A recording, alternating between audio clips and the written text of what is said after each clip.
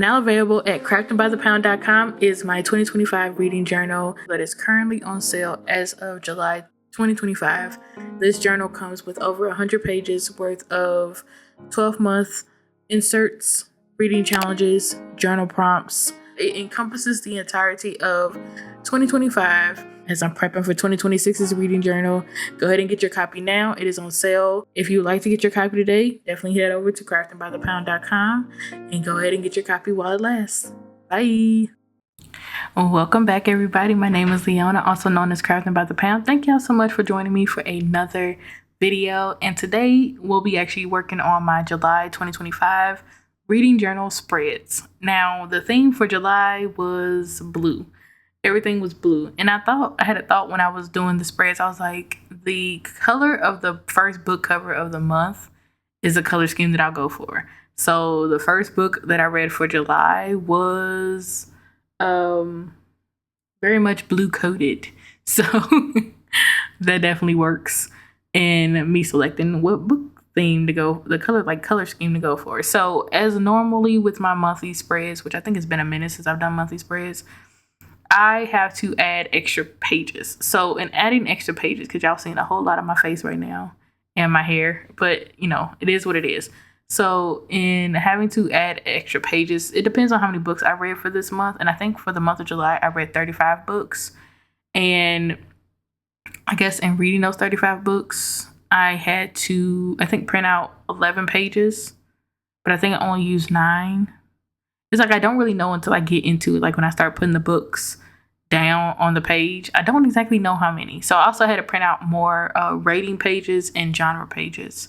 And the stats in the favorite book covers, I don't have to print out more of those pages. So I had to do all that prep.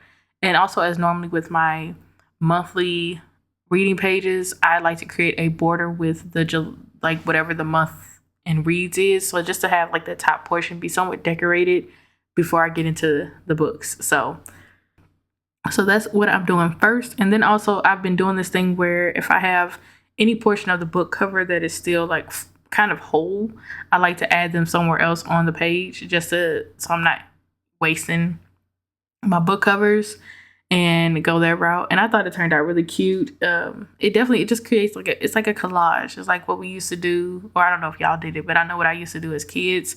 And just going through the magazine and finding things to add to a page, a scrapbook page or something like that. So, yeah. And I think the other page that I do this border on is the ratings chart, which is like, it has white space on the side of the word ratings chart, a words rating chart. So I like just put like a book border there. I'm rusty when it comes to that, especially when it comes to like these single pages of figuring out where to put these book covers to utilize as much space. As you'll see for the ratings chart page, I took a book cover and I cut it in half and I put the second half of it in front of the first half of it, which is kind of like weird looking. And then I also try not to put the same authors on the same page of the border. So that's kind of like just where I am right now. And so my prep is not as great as it should be or it could be, but I'm hoping for like August through December, I get a little bit better. This book is actually getting very chunky. I hope I guess as y'all see me do my monthly spreads every reading month or every month, that y'all kind of see that what is the word I'm looking for? But I guess just taking my time, but this book is getting chunky. I know it's more like the original journal is over 100 pages, but since we are now in the thick of things, we're in the last, September, October, November, no, August, September, October, November, last 5 months, it's going to get thicker, and I'm okay with that. I am not averse to that at all, but it is definitely something to get used to, in a way. Because every time I have to get to a certain month, it's like it's just a chore getting all the way there. But I'm glad I got the right size rings in here and everything else. So it's great. I think this planning or going to like this journaling was the best decision I could have ever made, like creatively, because it's so easy to put things in and take things out. I think if I would have tried to bind this reading journal in like a different format, I think I would have gotten frustrated. I don't think I would have actually been using it as often as I am. And I thoroughly enjoy using this because it's like, it's such an experience. And I'm glad that I didn't give up on it when I started sketching it out and then started actually finishing pages. But yeah, I cannot wait to get into 2026 because, like I said, there's so many changes I want to make. It's gonna be a thing. It's gonna be a big thing. And also, I've been thinking like with my stickers and stuff, I don't have any printables available for my stickers, but I'm also thinking about just adding stickers, especially with all this tariff conversation going on and the reality that a lot of countries won't have access to things in our country and then we won't have access to things in other countries. It's like, okay, I should probably go the digital route.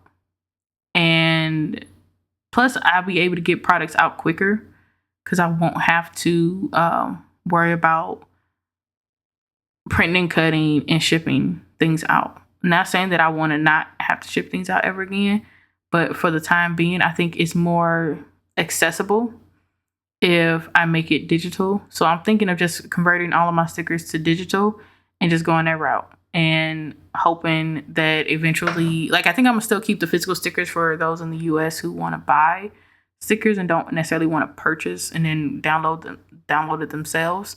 I think I'll offer both, but yeah, that's just a thought, but I think it's a thought that I'm actually going to go all the way with. So I did end up putting the first 2 books down. I didn't end up putting any of the information in there, I don't think. I think I only just did the color scheme or color block for each of the boxes, because I also remember, like, Leona, you have not put any of your book selections in the ABC Reading Challenge. Now, the ABC Reading Challenge is something that is a year-long challenge. I definitely go through in every book that may fit in any of those alphabets. I'll put that book there, and I think I had four books for from the month of July that I was able to put on the ABC Reading Challenge, and so I just had to stop what I was doing to do that. And the pages you're looking at me use is like my reading log. These are this is what I put down when I finish a book, so that when it comes time for me to actually input it into my journal, I don't have to search for anything. Because a lot of these books are Kindle Unlimited borrows.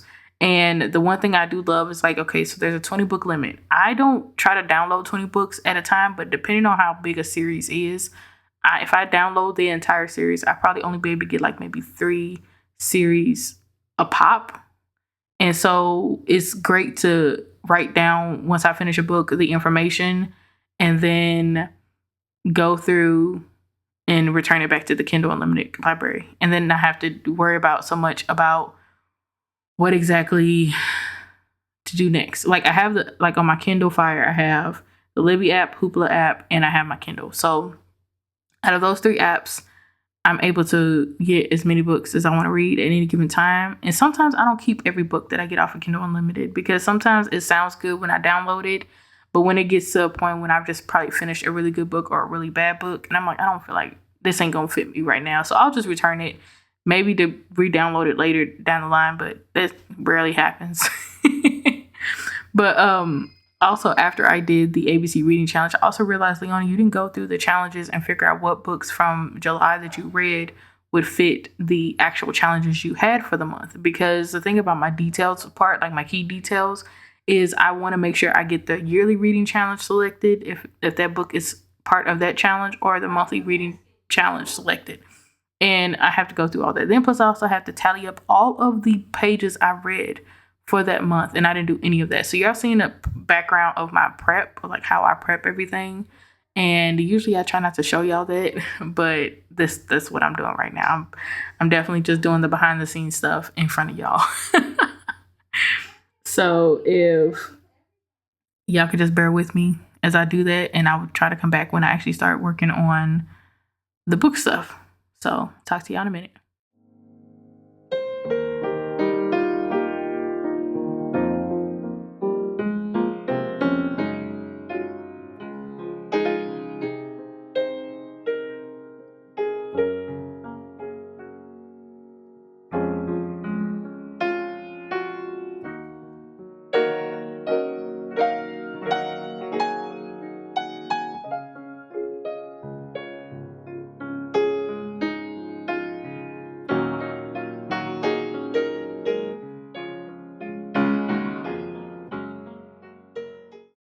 Alrighty now. So we are now back at the reading book portion. So I'm going to get into that. So for the first book that I read for the month of July was I See You by Ann Modkins. Now this is a first time I've read anything by this author. So this is a new to me author. The cover wasn't all that. Like the cover wasn't all that. I don't know what the thing is about authors and these book covers with these black people with different color eyes. And they're mostly like blue eyes, like piercing blue eyes, but okay. It was not part of any series, and the genre was contemporary romance. I did read this on my Kindle, and this book was actually 428 pages, and it was a favorite. I did rate it 5 stars. It did come from Kindle Unlimited, and I did use it for my monthly reading challenge. And again, like I said, this is a new to me author, so going forward, I'll try to notate or try to, give all the details as I'm going through. So the next book that I read for the month of July was Sugar by Lady Marie. Now, this was I had read Cinnamon and Gold by this author way back when, maybe like a year ago, 2 years ago. And so I was very skeptical of reading anything else by this author because, I don't have a good track record of trying to dive back into an author's catalog and having the same result as that first one that introduced me to their writing. So it is part of a series. It's called Sugar and Spice. It's the first book in that series. The genre was erotica because it is like a short erotica story, and I did read this on my Kindle, and the book is only 90 pages, so it was a short, quick read, but it was very good. I did rate it 5 stars. It is part of a series. It was from Kindle Unlimited, and it is part of the monthly reading challenge. So going forward, I think I went through the month of my reads very quickly because a lot of these, as you'll see, is mainly one author's catalog, and that is Jaquel J. I read a lot of her books this month. So let me get started on the one. So Capone 1 through 3 by Jaquel Jones. I keep saying Jones, but Jaquel J. I read Capone 1 through 3. That is part of the season 1 Delgado family. So she has different seasons. So season 1 through 4 at this point in the storyline. So season 1, the Delgado family, is Capone 1 through 3. Book 1 had 286 pages and it's urban fiction. Book 2 had 297 pages and it's urban fiction. And book 3 had 324 pages and it's also urban fiction. Book 1, I rated 4 stars. Book 2 and book 3, I rated 3 stars. Now, again, my 3 stars are not bad. They were just good. They're just like, okay, I can continue on. Like, when nothing jumped out at me, nothing was spectacular about it. Nothing was like, oh my gosh, I want to, it wasn't wow. So I think I'll probably post what my rating chart is right now. It's definitely at the beginning of the reading journal. So it's not a dig to anybody if it's a 3 stars. I'm just putting it out there now. These are my opinions. This is my take on everything. So the next page was Capadonna. Now, I think Capadonna was the first of her books of this season 1 through 4 that she kind of started breaking up things. So Capadonna 1 through 3.5 by Jaquel J. So this is the series season 2 Delgado family. And book 1 was 304 pages, urban fiction. I rated it at 4 stars. Book 2 was season 2 Delgado family, urban fiction. This was 180 pages, and I rated that 4 stars. Capadonna 2.5 was 179 pages, urban fiction, and I rated that 3 stars. Capadonna 3 was 182 pages, urban fiction, and I rated that one 3 stars. And then Capadonna 3.5 was 187 pages, urban fiction, and I rated that 3 stars. So now we're on to season 3 of the Jaquel J family series. So season 3, Delgado family, Capri, because this is now Capri's book. So Capri 1 through 3.5. So for Capri 1, this book was 182 pages, urban fiction, and I rated it 4 stars. Capri 1.5 was 175 pages, urban fiction, and I rated it 4 stars. Capri 2 was 180 pages, and I rated it 3 stars. Also urban fiction. Capri 2.5 or 2.5 was 186 pages, urban fiction, and I rated it 4 stars. And then Capri 3 was 205 pages, urban fiction, and I rated it 2 stars. I think this is one of two stars that I have for the month of July. And then Capri 3.5 was 380 pages, urban fiction, and I rated it 3 stars. So that ties up season 3, Delgado Family from Jaquel J. Then the next book I read was I Found Love by Tai Lin. And this is from their Armani Sister series, number 4. This was a continuation of the last couple in that series. This is their wedding. I did end up rating this 3 stars. I didn't like it. Like, it had the same problems that book 1 and 2 had, but 3 kind of fixed all those problems. Like, I think 3 was a favorite of mine, but this book 4, had the same problems that 1 and 2 had. So that's why I rated it 3 stars. This book was 143 pages, so another quick read, and it was a contemporary romance. The next up, now we're into season 4 of this longevity of a series by Jaquel J. Season 4.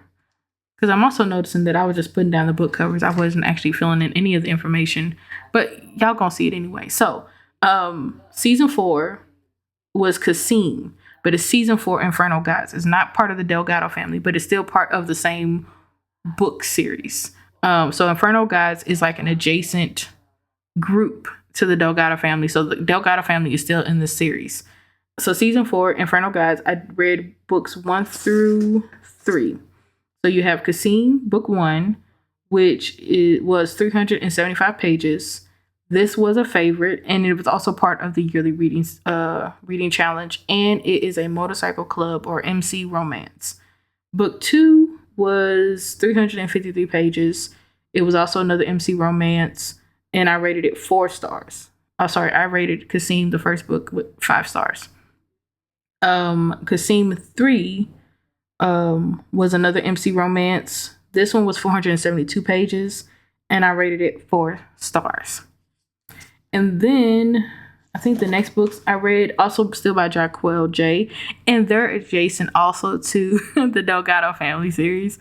So it's like these characters are all still in it, but I think for this series, it's like, it's not a spinoff, but it's like even though we got introduced to these characters in the Delgado family season 1 and 2 and 3, this series is their own thing, it's their own shebang. So the first book was 10,000 Hours with a Rich Menace by Jaquel J, and it is the series of the Caselli family.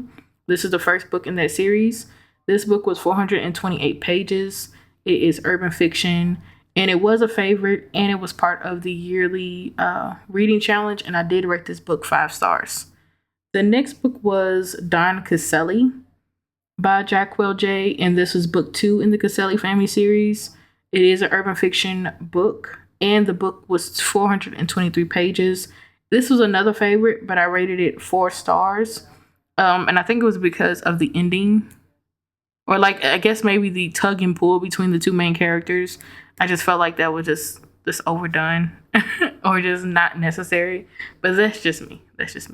And then the next book I read after that is Keeping It Cool by Nissan. It's spelled Nissan, but it has an apostrophe in the middle, so I don't exactly know how to pronounce it.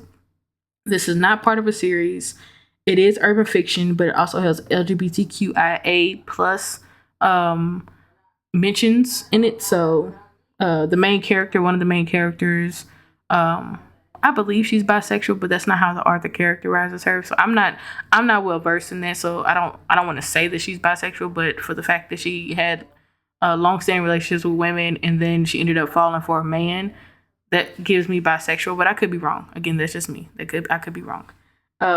This book was 273 pages, and it was part of the yearly reading challenge, and it was 4 stars. I don't exactly know why I didn't make this a favorite, because I thoroughly enjoyed the book, but I think also because I didn't like how the main female character was portrayed, because she just seemed, I guess, I don't know, not how she was portrayed, but how other people saw her, because that was not how I ended up seeing her once we started getting her perspective. But I guess that was just the mystery of her, how other people saw her. And I guess also I didn't like how she was treated by other people in the book, the other supporting characters. But that's just me. I don't know. But I don't know why I didn't make this a favorite. I'll have to probably reread it, because I am interested in rereading it to see why it wasn't a favorite. Maybe it'll come to me as I'm as I'm rereading it. I don't know. So the next book I read was Knocked Up by a Virginia King. And this was part of a series that had different authors. So I guess it's considered like an anthology series. This book was by Sherry B. The series name is Knocked Up by, and I put like a ... and ellipsis, because I'm like, there's different authors in this series. And it is an urban fiction genre. The book was 139 pages, so another quick read. And I rated it 4 stars. I've been reading a lot of Sherry B lately. That's becoming an author that I thoroughly enjoy reading from. Like I said, I am very much trying to build up my author repertoire or author catalog for myself. So I know, okay, this author is safe to read. This author is safe to read. I just want to build up a library of that. The next book I read was Winter Lost by Patricia Briggs. Now, I had not read a Mercy Thompson book in a long time. I think this book came out, I couldn't even tell y'all when this book came out. But I did not, I had it saved to read a while ago. But I removed my hold from it, because I wasn't in the mood for it. I was not in the mood for it. And so I think I was just in the middle of, let me just get this book read and get it off my mind. And when I did that, I decided to just borrow it from my library off the Libby app and go that route. So Winter Lost, this is the 14th book in the Mercy Thompson series. I'm getting to that point where I don't know where the author plans on ending this series. Like, I don't know what else is left for Mercy and Adam in the pack and all that, especially now that they're not under the Murrock's controls. I don't exactly know what's next for the series. I do feel like I need to do an updated version of the video that I had posted a long time ago, where I did like the Mercy Thompson read through. And I think at that point, I forget what book I stopped at, but it had to have been Soul Taken. So maybe I need to do an update of that, like, I don't know, part 2 or something. I don't know. But this was an urban fantasy, and I did get it I read it on the Libby app, and not my Kindle app, and it was 416 pages, and I rated it 3 stars. Because even though I enjoyed the book, I very much felt like it could have been a novella. I felt like a lot of it could have been not put in the book, or it just could have been like a slice of life update. Like, it wasn't much to go off of. I guess I don't know. I feel like it could have been a novella, because it very much was like a conclusion to the events that happened in the previous book. But that's just my opinion. The next book I read was From a Lame Thug to a Corporate Plug, and this was book 1 in that series. It was urban fiction. It's also by Sherry B, and it was 137 pages, and I rated it 3 stars. And then the book 2 of that same series by Sherry B, which is urban fiction. It was 148 pages, and I rated it 4 stars. Because that first book very, very much felt unfinished. I felt like both of these books could have been combined. And that's another thing. I don't understand why some of these authors don't combine these books. Like, if a book is 105 pages and the second book is 105 pages, that could be one book and be 310 pages. I don't know. Maybe that's just my thinking, but it's like, come on now. Can we just start combining some of these books so I'm not downloading 11 books of a book that could just be one book? Anyway, the next book I read was Big Boss Thuggin' and Summer Lovin' in Virginia by Sherry B. This is also another one of those anthology-like book series. So the series name is Big Boss Thuggin' and Summer Lovin'. And again, with the ellipses of other authors that are part of the series. And this was urban fiction. The book was 156 pages, and I rated it 4 stars.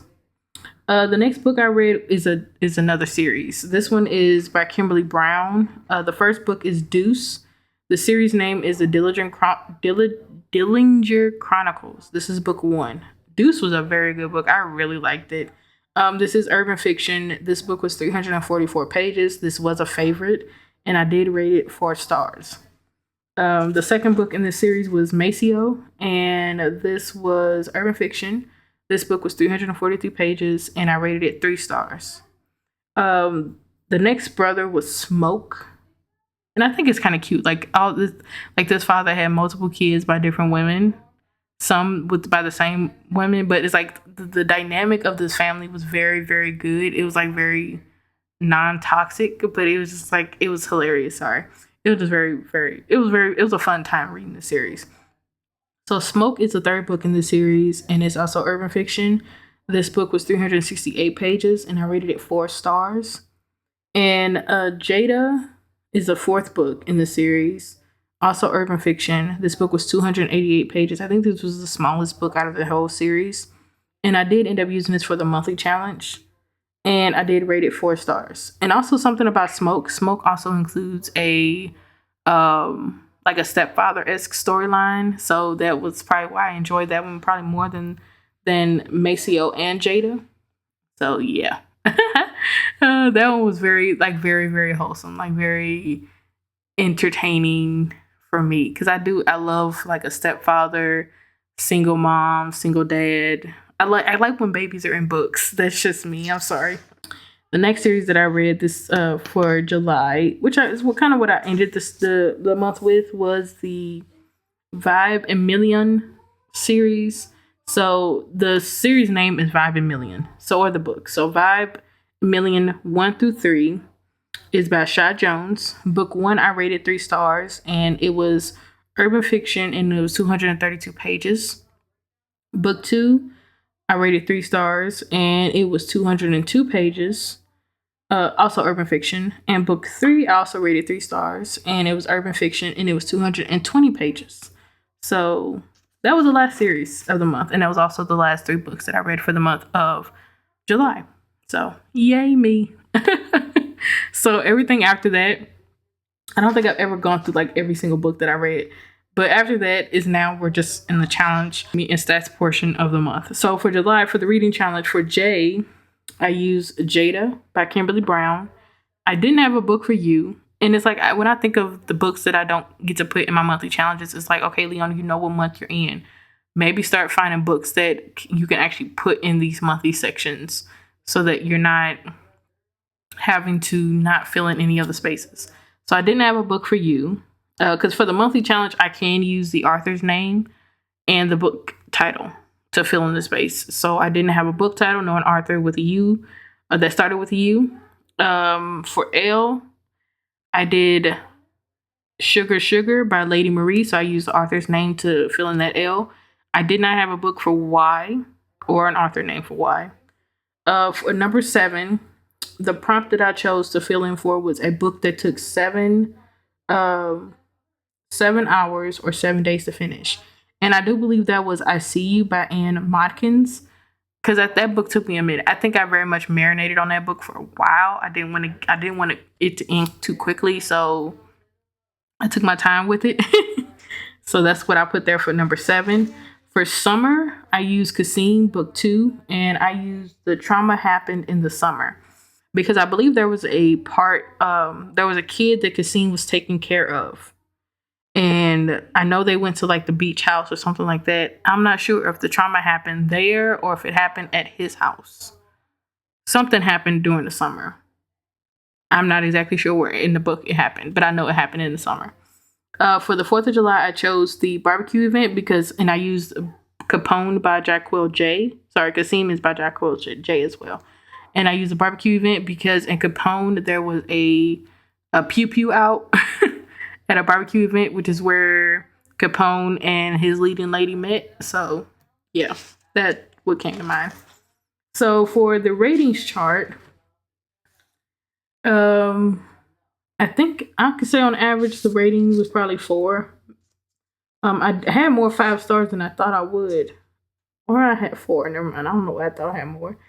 But I think for the 4 and 3 slot, they were fighting with each other. I only had the 2. I thought I had 2 stars, but I only had 1, which ain't bad. It's not bad at all.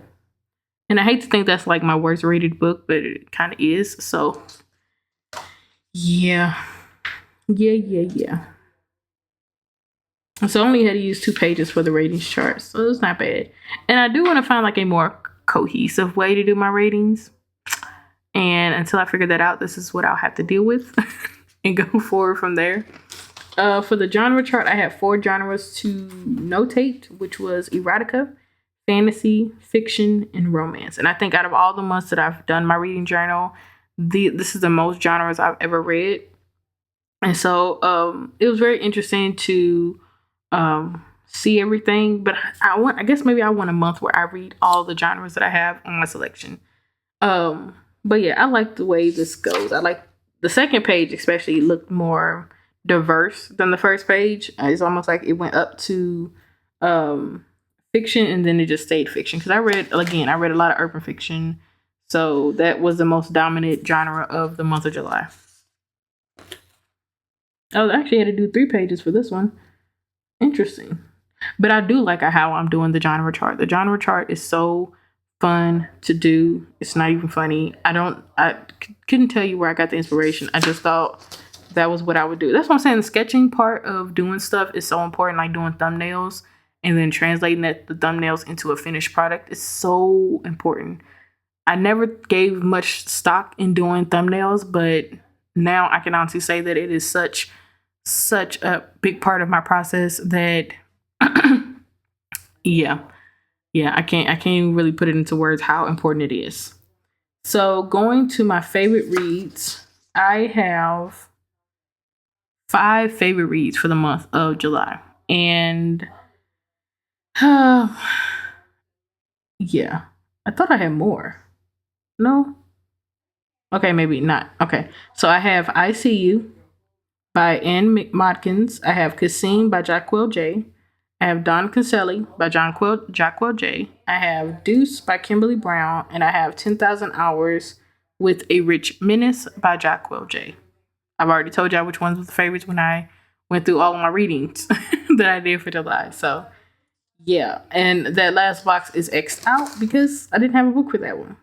So now we're actually in the July stats. I know I'm going ahead of the video, but I have to get to the end because I'm like the last video that I did the mid-year, I went over. So I'm trying to get with the program. So I read 9,225 pages for the month of July. I did not have any rereads, so yay me. I read a lot of new things, so there weren't any rereads. My favorite book of the month, I ended up putting Keeping It Cool, even though it was not on my favorite reads list. But that was a book that was stuck in my mind, so I don't feel any type of way about putting it there. So seasons read this month. For winter, I put Winter Lost because the title tells me what season the book was in. For spring, I put I Found Love by Ty Lin because the cover looked like it was a spring wedding. I couldn't remember from the book what the season was, but I think it was a spring. Big Boss Thuggin' and Summer Lovin' in Virginia by Sherry B. It has summer in it, so of course it's gonna go for the summer slot. And then Capone 3. If I remember correctly, there was like a fall situation. I can't remember. Like I said, after Capone, I went into Capadonna, and after Capadonna, I went into Capri, and after Capri, I went into Cassim. So a lot of those stories are starting to run together in my head. So I don't know. And then going on to favorite book covers this month, I had 6 favorite book covers of this month. So I want to go with 5 and Million, number 2. And I said the blue overlay with the gold peeking through. Very, very attractive. I like that. I like that vibe. Then I picked Keeping It Cool. I really did like that cover. I said the model is really pretty. And the orange everything makes this cover pop. And it does. It's very, very pretty. I like everything about that cover. Like I said, again, I think I said this in the mid-year. If a model can stand alone and not have to have any type of like filtering objects in front of them, none of that, like that is like if you can do that as an author, just keep the model on there and let them stand alone. Very pretty.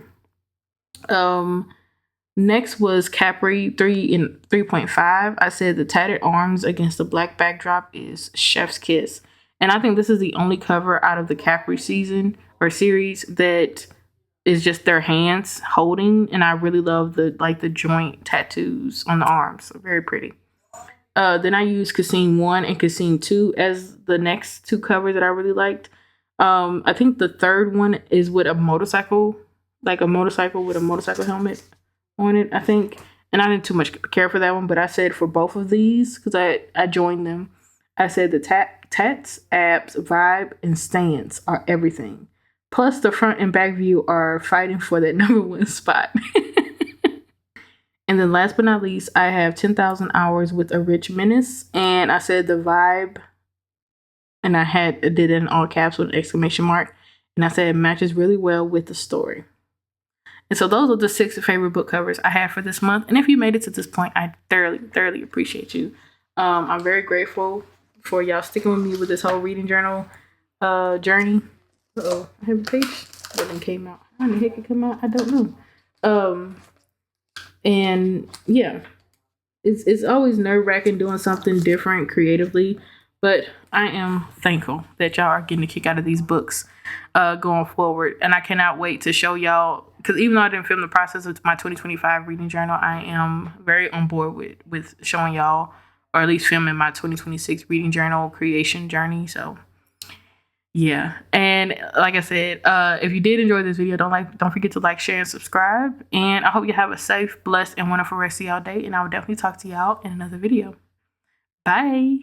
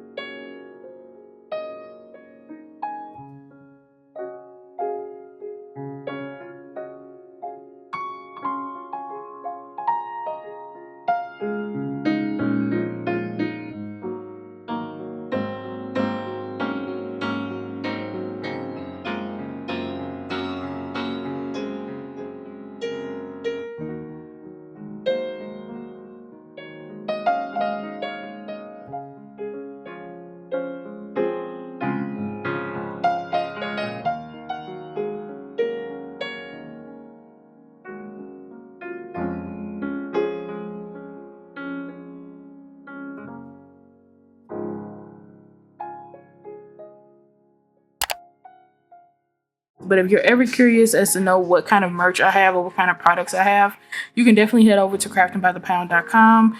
I have a lot of things that I have posted there.